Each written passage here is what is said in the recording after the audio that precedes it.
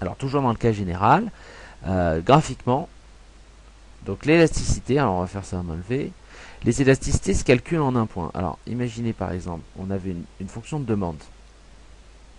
Et ici, donc imaginez que ça c'est les cigarettes. Tout à l'heure j'ai pris l'exemple des cigarettes. Et en fait l'élasticité ça nous a dit, bon bah quand il y a eu une augmentation du prix de 1%, il y a eu une baisse des quantités demandées, ce qui est logique. Et par là, s'il y a une petite augmentation du prix, vous voyez que ici on arrive à ce point là, et il y a une baisse des quantités demandées. On passe de là à là, et au niveau du prix on a augmenté, on est passé de ici à ici. Hein. Bon, donc l'élasticité nous a indiqué donc quelle était la sensibilité au voisinage de ce point. C'est-à-dire qu'on partait d'un point de départ où le paquet de cigarettes était à, je sais pas, 6 euros. Hein. Donc là, on avait le prix. Et là, imaginez, on partait de ce point de départ. Le paquet de cigarettes était à 6 euros. On avait une certaine quantité 1. Et puis, le paquet de cigarettes, il a pris 1%. Augmenté de 1%. C'est un peu moche. On est passé ici. Et là, les quantités ont diminué d'un certain pourcentage. Donc, l'intérêt de calculer l'élasticité autour de ce point-là, c'est de voir un petit peu comment se comporte la fonction de demande autour de ce point-là. Là, on avait eu une élasticité de la demande au prix qui était de moins 0,7 dans l'exemple de tout à l'heure. Donc, imaginons que ça, ce soit l'élasticité de la demande au prix qui soit moins 0,7. Mais on pourrait comparer graphiquement. L'intérêt graphique, c'est de pouvoir ensuite comparer différentes situations. Imaginez qu'en fait, l'élasticité de la demande au prix ne soit pas de moins 0,7, qu'on se soit trompé, mais qu'elle soit en fait de moins 3. Donc là, vous voyez que l'élasticité, la valeur absolue ici est plus importante. Donc là, la demande réagirait, les quantités demandées réagiraient beaucoup plus violemment que dans le cas précédent. Dans le cas précédent, on avait une augmentation d'1% du prix et une baisse de 0,7% des quantités demandées. Là, si on est dans cette situation-là, on aurait une augmentation du prix de toujours de 1%, c'est la définition de l'élasticité, mais une baisse des quantités demandées de 3%. Donc 3% de baisse des quantités demandées au lieu des 0,7%. Donc la réaction est beaucoup plus forte. Et graphiquement, ça se traduit par quoi? Ça se traduit par une pente de la demande qui serait beaucoup plus faible. Donc en ce point, d'accord, en partant d'un prix de 6 euros, si l'élasticité prix n'était pas de moins 7, mais de moins 0,7, mais de moins 3, la pente serait plus faible. D'accord, ça veut dire qu'on réagit plus. Regardez, pour la même augmentation de prix, au lieu de se retrouver ici, on se retrouve là, avec le nouveau prix. Q2', je l'appelle. Vous voyez, au lieu d'avoir baissé de cette quantité-là, on baisse de toute cette quantité-là.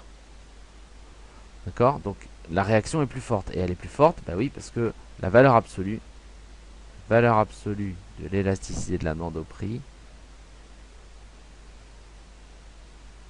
elle est supérieure à la valeur absolue de l'élasticité de la demande au prix. On va l'appeler 1. Elle est supérieure à l'élasticité à celle-là, quoi. D'accord? Bon, je ne sais pas si c'était très utile d'écrire ça, mais en tout cas graphiquement, ça vous montre que différentes élasticités autour d'un point vous donnent différentes pentes autour d'un point. Si, imaginez maintenant que les consommateurs de cigarettes soient totalement addicts et qu'en fait l'élasticité de la demande au prix soit égale à 0. Alors, si on prend la phrase qu'on a écrite tout à l'heure, ça voudrait dire qu'une hausse de 1% du prix, ici on augmente de 1%, entraîne une variation des quantités demandées de 0. C'est-à-dire que les individus ne réagissent pas du tout à la hausse de prix.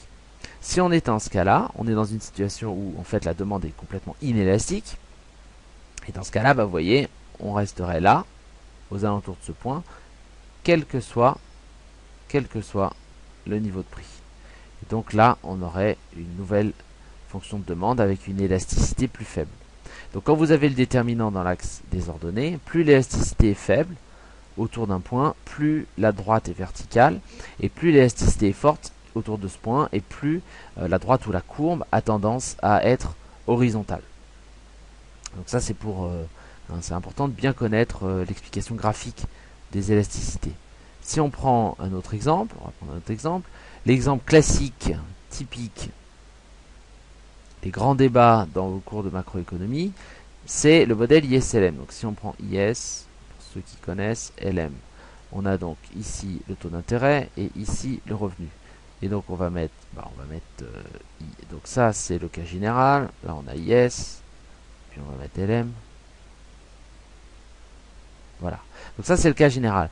Mais souvent dans les cours on vous fait débattre par rapport à deux cas extrêmes qui sont le cas classique et le cas keynésien. Dans le cas keynésien, on vous dit que Keynes, on vous dit quoi? On vous dit que l'élasticité de l'investissement par rapport au taux d'intérêt, il est nul. C'est-à-dire que les investisseurs sont beaucoup plus intéressés par les anticipations sur l'avenir plutôt réellement que par rapport au taux d'intérêt. Donc ça veut dire quoi graphiquement? Oui, hop, on va repartir là. Graphiquement, ça veut dire quoi? Ça veut dire que si on a notre... ici, on a R et on a Y. Quand l'investissement est complètement insensible au taux d'intérêt, hop, là, vous allez avoir IS, complètement inélastique, totalement vertical. Et puis, qu'est-ce qu'on vous dit sur LM? Par rapport à LM dans le cas keynésien, on vous dit que l'élasticité de la demande de monnaie, je vais l'appeler DM, par rapport au taux d'intérêt, tend vers l'infini. C'est-à-dire que la demande de monnaie est parfaitement élastique. Et donc, on a un cas extrême où LM est tout à fait horizontal. D'accord? Et c'est cette horizontalité, vous voyez, qui représente le fait que la demande de monnaie est parfaitement élastique au taux d'intérêt. Maintenant, si on se place dans le cas purement classique, chez les classiques c'est différent. Chez les classiques LM, l'élasticité de la demande de monnaie par rapport au taux d'intérêt, elle est très faible. Et par contre, on sait, dans le cas purement classique, que pour IS, que l'élasticité de l'investissement par rapport au revenu, puisque les agents sont sensibles au taux d'intérêt, l'élasticité de l'investissement par rapport au taux d'intérêt est très très forte. Et donc on a le cas classique. Ici ça va être le taux d'intérêt et ici c'est le revenu. Avec cette fois-ci ce qui va être parfaitement élastique, puisque ça c'est l'infini, l'élasticité est infinie, ça va être IS. Alors même pour ceux qui ne connaissent pas ISLM, c'est intéressant de pouvoir représenter juste avec certaines informations sur les élasticités, savoir représenter des courbes, même si vous ne connaissez pas le cadre, vous savez que quand c'est totalement inélastique, comme c'est le cas ici de la droite LM, de la fonction LM, LM sera plutôt verticale, et quand c'est parfaitement élastique par rapport au déterminant, eh bien la droite sera plutôt horizontale.